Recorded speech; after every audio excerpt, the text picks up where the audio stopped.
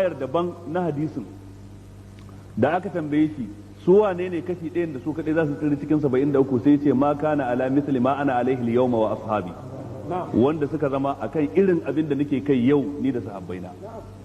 Yau din da annabi yake nufi ba yau ta mutu asabar ba, yau ta lokacin yana da rai, yau ta kafin mutuwarsa, yau ta lokacin ana masa wahayi, yau ta lokacin da babu wani shugaba sai shi manzon Allah din, babu wani littafi sai shi alkur'ani din, babu wani tsare-tsare sai hadisai da abin da aka fahimta cikin su ko aka fahimta cikin alkur'ani. Ba yau irin ta mutu yau ba, ga shehi wane, ga wali wane, ga kungiya wane, ga wane wane. Yau ta waccan wadda Imam Malik ke cewa duk abin da bai zama addini ba a waccan ranar a yau ba zai zama addini ba. Ya faɗi wannan a shekara ta nawa Imam Malik ya rasu, shekara ta 93 bayan hijira. Yana jin kamshin lokacin annabta bai riski annabi ba, amma a wannan kwanakin nasa yace yau din nan abin da muke ciki ba za mu iya gyara shi ba sai mun koma abin da annabi yake lokacin yana da rai. To mu ko mu nemi mu garatan lokacin mu da garatan lokacin Imam Malik ibn Anas. Kaga abu ne ba kankani ba.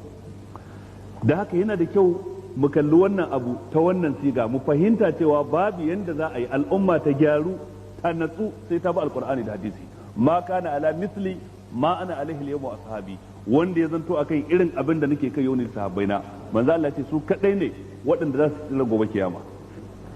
To da haka lalle ya kamata mu fahimci wannan ayar yadda ya dace, dan da yawa zaka ji malamai idan sun karanta ta wa'tasimu bi hablillahi jami'an wala tafarraqu, ku hada kanku, a daina zagin juna, a daina zargin juna. Ko shakka babu zagin juna baya da kyau, zargi na juna baya da kyau, amma a daina yi wa juna fada, a daina yi wa juna gyara idan an yi kuskure. Haka ayar take nufi. Aya kan bata yadda ba mu zagi juna, bata yadda ba mu kafirta juna, bata yadda ba mu la'anci juna, bata yadda ba mu yi duk wani abin da zai, amma shin mu daina yi wa juna fada, mu daina yi wa juna gyara. Kai shiru ka kyale ni duk abin da naga dama in yi shiru in kyale ka duk abin da kaga dama ka yi. Haka ayar take nufi.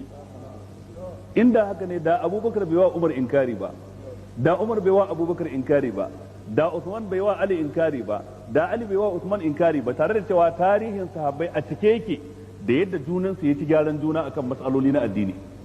Duk da yadda sahabbai ke girmama sayyidina Abubakar, amma in yayi abin da ya daure masa kai sai su ce ba haka ba, ga yadda muke gani, ga yadda manzon Allah ya ce.